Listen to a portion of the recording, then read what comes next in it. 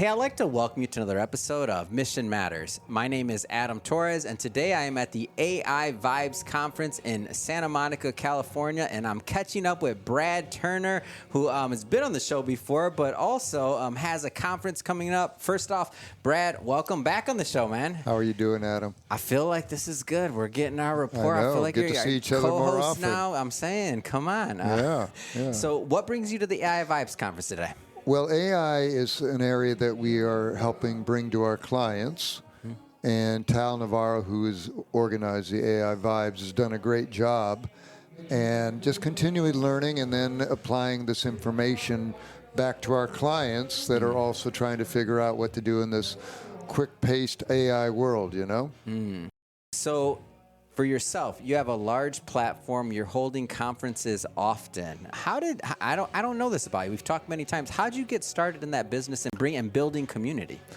Well, that's a great question. So many years ago, right out of college, I started attending events. For example, the first event I went to was a Consumer Electronics Show.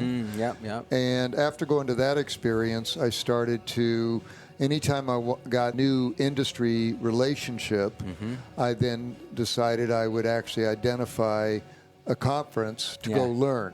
So I would attend conferences and basically just network very rapidly. And then along the way, I progressed in knowing about different industries, different relationships. And then eventually I started to organize and help produce events, large scale, small scale. And at the same time, I also started to do a lot of research and just guide people to this information about other events. So in between the events I do, just like AI Vibes, I help to market the event, promote it, because I just try to help out the ecosystem. So that's kind of the name of the game, just like you're doing. Just keep educating people.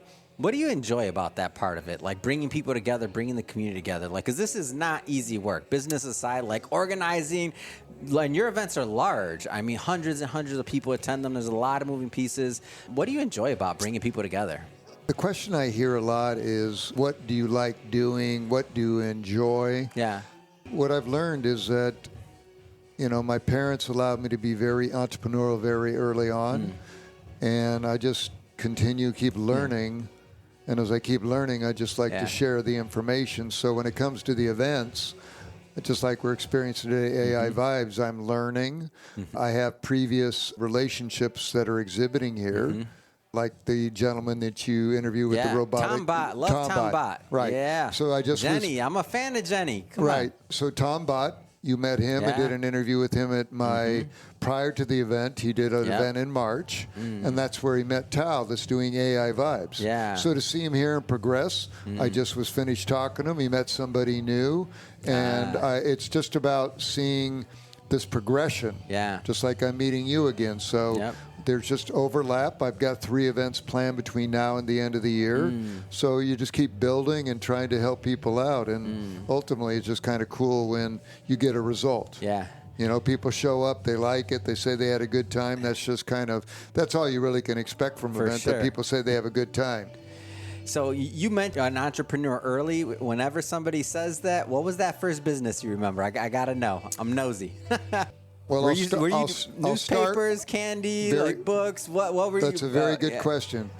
The reality is my parents allowed me to, back in the day, you could actually set up your own selling your products on your, we lived in Sunnyvale. So I was able to set up and start selling products right out front. We wouldn't necessarily call it a garage sale, but really a garage sale. That's awesome. So I had comic books because my dad would always... I was a comic book seller. I was all about the comic books. In hindsight, we know we should have kept them, right? Yeah, exactly. So, but I had comic books and all this other stuff. So early on, I did that. I started a window washing business. Oh, I missed that one. I wish I would have had that one. I started a wallpaper company. Oh, wow. So these are the ones that I learned from somebody else, and I started my own. This was all, you know, during college. And then the first startup I started was actually with a buddy of mine from college, a fraternity brother, and his uncle had sold a pacemaker company. So we actually started a company called MedData, and we did that in 1979. So I ended up getting a corporate 200 job, but simultaneously I ended up getting this startup, and our mentor was the uncle that had all this money and guided us. It didn't go anywhere, but literally that's that was my first experience after college. Yeah. And do you know at that point, like it was at the point, or you knew before that you were always going to kind of go that entrepreneurial route? I really didn't define it. I just did these things. Yeah. I just reacted. Yeah. Or, now we call it entrepreneurial and this and that. To me, I was just making money. I was exchanging value. I can do this. You want that. I never really took it further than that. I did not know the word entrepreneur. I didn't either. But what I will tell you is that Ray Kroc, the founder of McDonald's, I went to San Diego State, so he actually would come and be a part of our marketing. No way. So he was, he inspired me. I'd already been in the pizza delivery business, so one of my papers in college was doing pizza delivery. Dang. And other guys in college were already working for the big companies. Yeah. And so I was just having these experiences that kind of evolved out of that. But like I said, what happened is I don't even know how that really originated, but my friend had his uncle, and all of a sudden we came up with an idea, and we developed it for a while, and I also learned how medical devices, how even that problem has still not been solved till today, and I know more why it hasn't been solved, but that I now, as you might know, have the MedTech Investing Forum. And so now I actually talk about that because I had that experience way back then. And, the same trials and tribulations of that entrepreneurial thing is the same as today. Yeah. It hasn't really changed. It doesn't. It doesn't. Like the landscape changes. Right now we're talking about AI. X amount of years ago we were talking about the information highway or the internet and what that would be. We talk about NFTs. We're talking about all these different iterations, but still people gathering ideas, melding, and kind of planning what's next. Exactly. Exactly. Yeah. What's your vision going forward for this? I know you have multiple conferences, which you have one coming up that I definitely want to talk about, but what's your vision for, you use the word ecosystem, so I'll piggyback off that, for this ecosystem you've created of entrepreneurs and otherwise, investors, entrepreneurs, and otherwise? So my experience, whether you're raising money or if you're trying to build a business, you either have the acquisition of a customer or you're acquiring capital. Yeah. The processes are somewhat the same, but there's different nuances about both of them. Okay? So I've been actually doing this again almost 40 plus years, and I've learned by organizing events, I accelerate the acquisition of relationships, and then along the way we provide additional services to some of the people, but we just keep bringing people together. Along the way, I keep learning. I get to work with other people just like yourself. I get to meet you and see your business model, which I've described to literally probably 50 people as just being a brilliant model yourself. Your business model. I don't know, man. It's hard work. It is. we grind. Right. So easier ways to make money out there for everybody watching. No, that is a fact. But again, just like today, I'm like exhausted. But I just had that experience with Tombot. Saw a new person being introduced to him. Wow. I was able to meet somebody else that's been in AI forever. I listened to him and I learned he invests, and then I connected the dots with this other individual and Tom Stevens of Tombot, and you just get a little bit of satisfaction from our last event. He's had some success, and again, he's here for the second time working with Tal. I found out that because of meeting Tal, she actually represented him in Israel last month. Wow. And that she was in Israel. That's right. Yeah. And that all came from him doing the March event, which you were at. So it's about you just keep moving along, keep inviting people. Yeah. You tend to then focus on, I tell everybody about you and that we have the potentiality while you're here. You can do a podcast, we can do a video, we try to create content. So we just try to think about all the different things you can have at an event and then what you can do after event, which you guys do a very good job of it. And other people, you just keep trying to help people execute on their strategies. But it all has to lead to ultimately generating some revenue. Sure. and then maybe getting some exposure if you're raising capital. You just can't keep doing branding and spending money without getting some type of result.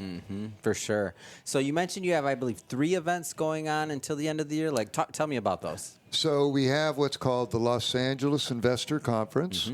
We're now going to brand, we already have done this, the one you went to is called the Newport Beach Investor Conference.